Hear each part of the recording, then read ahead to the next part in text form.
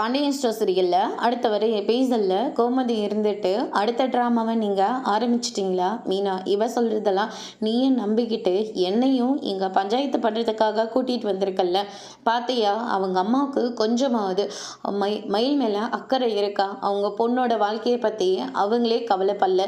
நீ எதுக்காக இது எல்லாத்தையும் பண்ணிக்கிட்டு இருக்க மீனா? வா பேசாமல், இல்லாட்டி நானே உன் கூட பேசாமல் நின்றுவேன் அப்படின்ற மாதிரி கோமதி வந்து சொல்லிடுறாங்க. அதுக்கு அடுத்ததாக தங்கமயில் இருந்துட்டு, அம்மா நீ கொஞ்ச நேரம் அமைதியாக இருக்கா? பொண்ணை பெத்துட்டையே கொஞ்சமாவது உன் உடம்புல பயன்னு ஒன்று இருக்கா? இவ்வளோ அடுக்கடுக்கா பொய் சொன்னீங்க. கேட்டாக்க உங்கள் அப்பா ஒழுங்காக இருந்திருந்தா நான் எதுக்காக இவ்வளோ பொய் சொல்கிறேன்னு சொல்லி அடிக்கடிக்கு சொல்லிகிட்டே இருப்பியே. நீ ஒழுங்காக இருந்திருந்தா என் அப்பா இப்படி இருந்திருக்கிற மாட்டாங்க. நீங்கள் 2 பேரும் சரியாக இருந்திருந்தா இந்நேரம் என் வாழ்க்கையும் நல்லா இருந்திருக்கும். ஆனால் என் வாழ்க்கையும் நீ நல்லாவே பண்ணி கொடுக்கல. பிரச்சனையை, சின்ன பிரச்சனையை ஊதி ஊதி பெருசாக்குனதே நீ மட்டும்தான். இவங்க மேலே புகுந்த வீட்டில் நாலு பேர் நம்ம பொண்ணு போய் வாழணுமே, நம்ம போலீஸ் ஸ்டேஷனுக்கெல்லாம் போகலாமா அப்படின்னு சொல்லிட்டு நீ கொஞ்சமாவது யோசிச்சு பார்த்தியா? உனக்கு என்ன தோணுதோ அந்த சண்டையை ஊதி ஊதி பெருசாக்கிடணும். பொண்ணோட வாழ்க்கை என்ன, யாரோட வாழ்க்கை நாசமாக போனால் உனக்கு என்ன கவலை?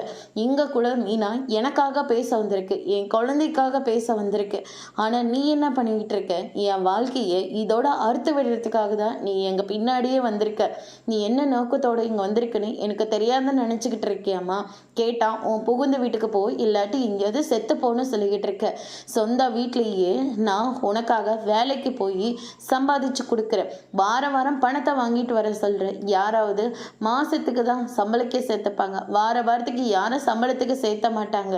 இதுதான் என் தலையெழுத்துன்னு அந்த வீட்டில் இருந்தால் அங்கேயே என்னை நிம்மதியை விடாமல் என்னை விரட்டிக்கிட்டே இருக்க. நான் என்னதாம்மா பண்ணட்டும்? நீ பேசாமல் எங்கள் எல்லாருக்கும் ஏதாவது கொடுத்து மேலே அனுப்பி விட்டுருமா அப்படின்ற மாதிரி சொல்லிடுறாங்க.